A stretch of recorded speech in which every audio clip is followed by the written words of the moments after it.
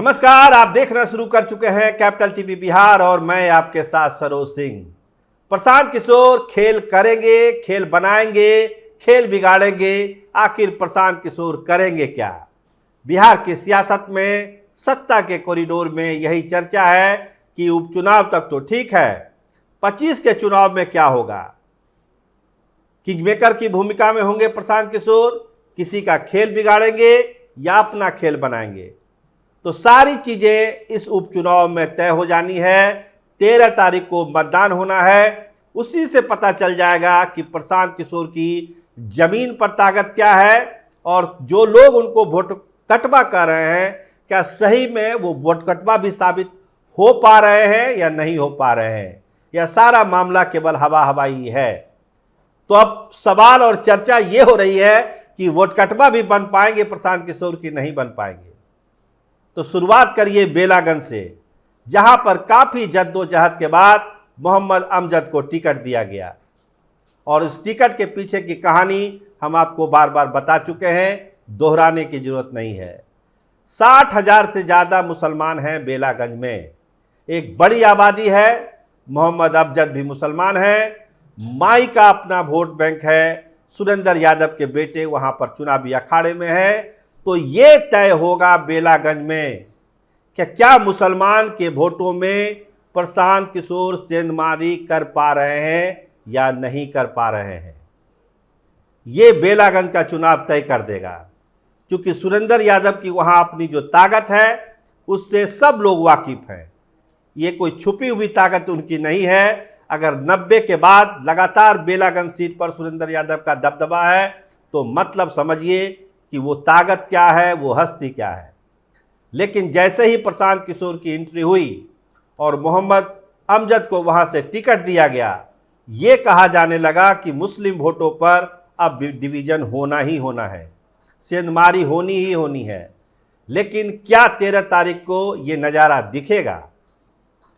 अगर वोट सेंधमारी होती है, मुस्लिम वोटों का बंटवारा होता है और ऐसा बंटवारा होता है जो आरजेडी के जीत और हार के तय कर सकता है, तब तो ये माना जाएगा कि प्रशांत किशोर की एक भूमिका है, भले वोट कटवा की ही हो, एक भूमिका जरूर है उनकी बिहार के सियासत में।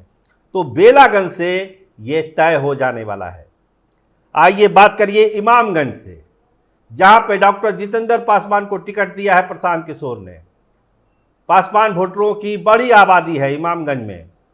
चिराग पासवान उनके एक अकेला राजा बादशाह लोग बताते हैं पासवान वोटर की, एनडीए की ताकत भी है।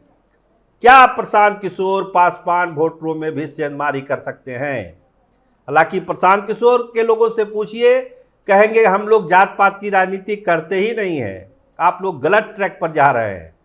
लेकिन पासवान कैंडिडेट अगर इमामगंज में है और पासवान वोटों का डिवीजन होता है, पासवान वोटर काफ़ी संख्या में अगर डॉक्टर जितेंद्र पासवान को वोट करते हैं, तब ये माना जाएगा कि हाँ, सेंधमारी प्रशांत किशोर कर सकते हैं, चाहे वो मुस्लिम हो या पासवान वोटर हो।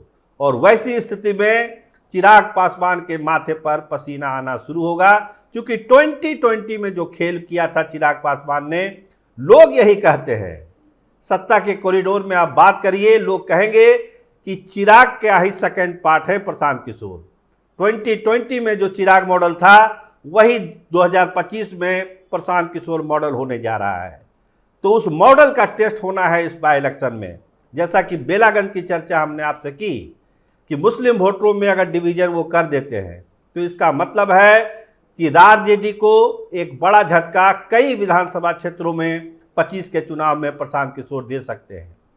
उसी तरह अगर पासवान वोटरों में डिवीजन करा सकते हैं तो फिर जो मार्केट बना हुआ है अभी चिराग पासवान का, वो मार्केट का सेंसेक्स अचानक गिर जाएगा।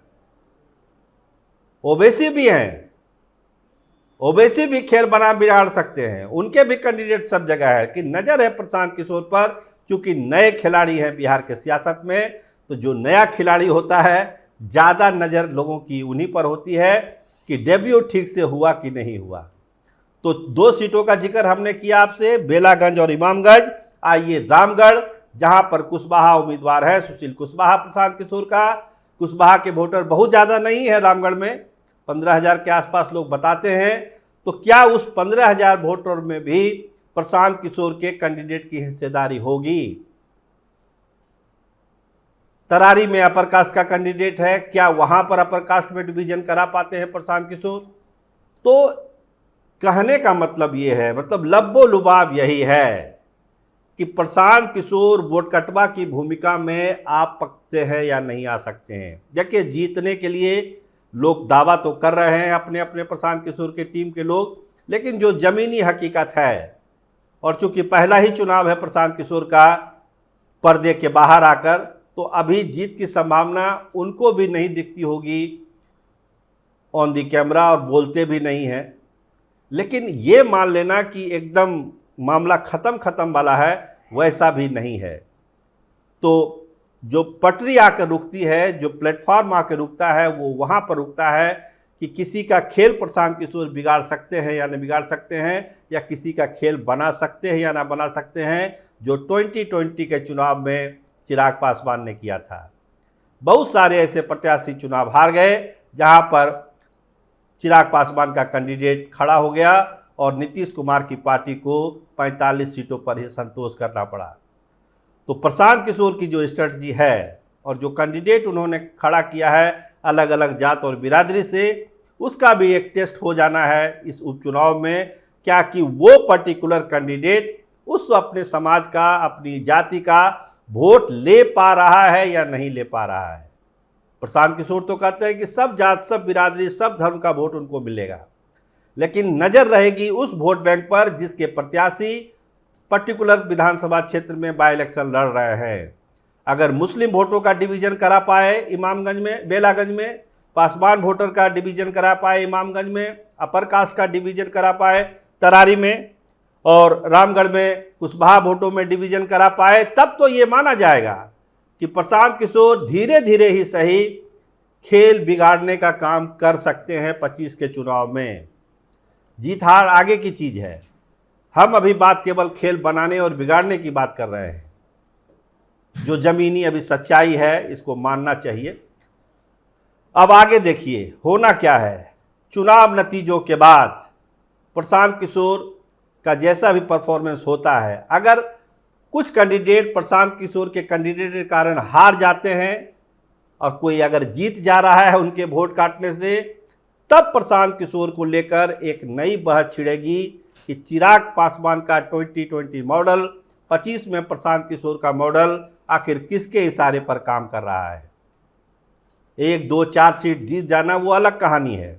एक सीट चिराग पासवान भी जीत गए थे 2020 के चुनाव में, मटिहानी में राजकुमार सिंह जीत गए थे, बाद में जनता दल यूनाइटेड में चले गए वो। लेकिन बहुत सारे सीटों का खेल बिगाड़ के रख दिया था चिराग पासवान ने। तो क्या खैर वही खेल प्रशांत किशोर भी 25 में करेंगे, इस पर सब लोगों की नज़र है। लेकिन फिलहाल जो चीज़ें सामने आएगी वो 13 तारीख को आएगी, और जब 23 को नतीजे आएंगे उस दिन ये कहना ज़्यादा आसान होगा कि प्रशांत किशोर ने बिहार के सियासत में कौन सा खेल खेला, वोट कटवा का खेल खेला, किंग मेकर बनने का खेल खेला, खेल बिगाड़ने का खेल खेला, या अपना खेल बनाने का खेल खेला। ये तमाम चीज़ें 23 तारीख को साफ साफ दिखाई पड़ेगी। आप देखते रहिए कैपिटल टीवी बिहार। आपका बहुत धन्यवाद, आपका बहुत बहुत शुक्रिया।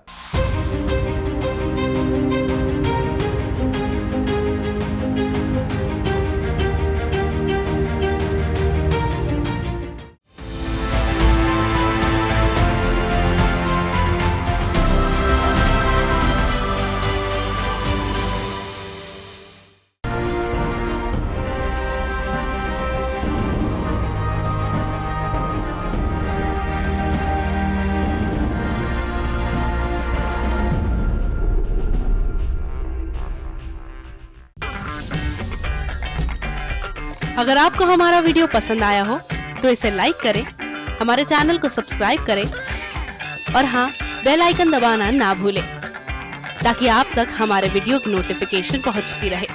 आप अपना सुझाव हमें कमेंट बॉक्स में दे सकते हैं। हमारे साथ जुड़ने के लिए शुक्रिया।